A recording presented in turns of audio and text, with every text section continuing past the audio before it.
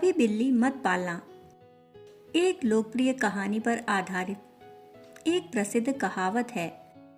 यह एक प्रतीकात्मक कहानी है उन लोगों के लिए जो अपने जीवन में किसी प्रकार से कोई आध्यात्मिक या राष्ट्रीय लक्ष्य लेकर चल रहे हैं। यह उन लोगों के लिए भी समझने वाली बात है कि हम जीवन में कुछ ऐसी गलतियां करते हैं जिससे कार्य और कारण की ऐसी श्रृंखला बनती है जिसमें जीवन उलझ कर रह जाता है। एक बार एक महात्मा मरने के करीब थे। उन्होंने अपने प्रिय शिष्य को अपने पास बुलाया और कहने लगे, देख, तू मेरी एक बात मान, जो चाहे करना पर बिल्ली मत पालना। ये मैं अपने जीवन का निचोड़ तुझे दिए जा रहा हूँ। ये तेरी जीवन का सूत्र है। शिष्य ने पूछा, गुरुदेव, इस सूत्र का अर्थ भी समझा जाइए। किससे पूछूंगा? वेद के ज्ञाता हैं, उपनिषद के ज्ञाता हैं, पर यह बिल्ली मत पालना, यह कौन सा अध्यात्म है? लोग हंसेंगे अगर मैं किसी से पूछूंगा। आप ही इसका अर्थ बता दीजिए। गुरु ने कहा, अब तू पूछता है तो बताए देते हैं। मेरे गुरु ने अंतिम समय में मुझे यही कहा था कि बिल्ली मत पालना, पर मैंने उनसे अर्थ नहीं पूछा। तू ज्यादा होशियार है, तू अर्थ पूछ रहा है, और मैंने उनकी बात पर कुछ ध्यान नहीं दिया। मैंने समझा सठिया गए हैं, काफी बूढ़े हो गए थे ब्रह्म ज्ञान की चर्चा करते करते। यह भी कोई बात है, बिल्ली मत पालना? लेकिन तूने पूछा तो ठीक ही किया। मैं तुझे अपनी कहानी बताता हूँ। गुरु तो कह गए थे कि बिल्ली मत पालना, मैंने कुछ ध्यान नहीं दिया। बात आई गई हो गई, मैंने उनकी बात विस्मरण कर दी। फिर मैं जंगल में ध्यान करने लगा, तपश्चर्या करने लगा।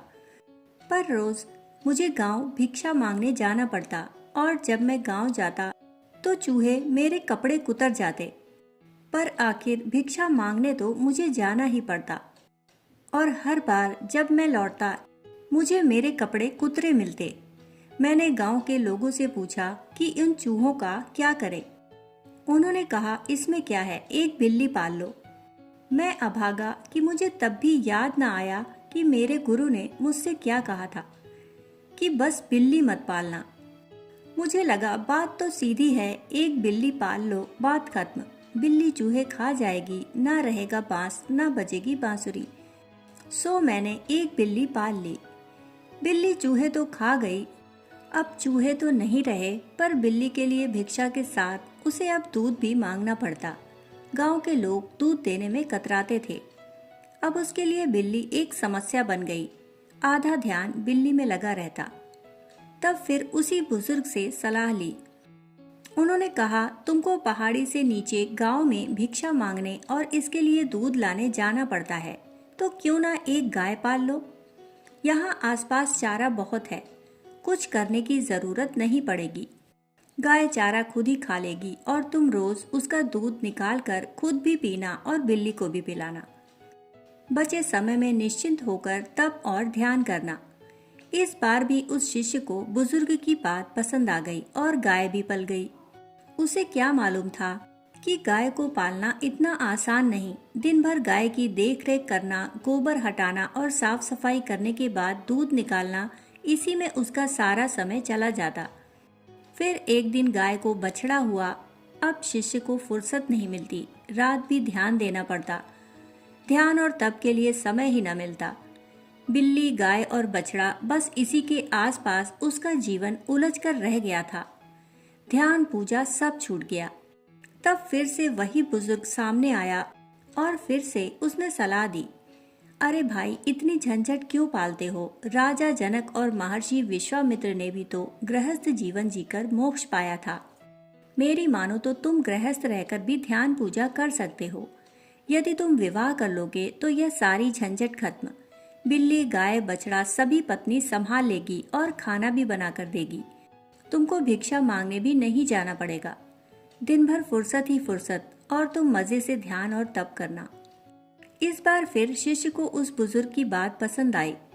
उसने विवाह कर लिया और देखते ही देखते जीवन में तूफान खड़ा हो गया। 2-3 बच्चे हो गए और फिर सभी तरह की झंझट शुरू हो गई। जीवन संपूर्ण तरह से अब उलझ चुका था। जीवन कब गुजर गया पता ही न चला। अंततः जब वह मरने लगा तो उसे अंत में अपने गुरु की कही बात याद आई। गुरु ने एक सूत्र दिया था कि बिल्ली मत पालना। यह सोचकर वह रोने लगा और सोचने लगा कि यदि मैं चूहों से बचने के लिए बिल्ली नहीं पालता तो निश्चित ही आज जीवन कुछ और होता। यह कहावत इस सिद्धांत पर आधारित है कि एक छोटी सी आवश्यकता के कारण एक और आवश्यकता जन्म लेती है और इसी तरह एक के बाद एक कई ज़रूरतें बढ़ती जाती हैं और यह सिलसिला कभी खत्म नहीं होता। यह कहानी इस बात पर जोर देती है कि हमें अपनी ज़रूरतों को सीमित रखना चाहिए और कभी भी ऐसे काम नहीं करने चाहिए जो अनावश्यक जटिलताएं लाए। दोस्तों, कहानी सुनने के लिए आप सभी का बहुत बहुत आभार। फिर मिलते हैं ऐसी ही कहानी के साथ। तब तक के लिए धन्यवाद।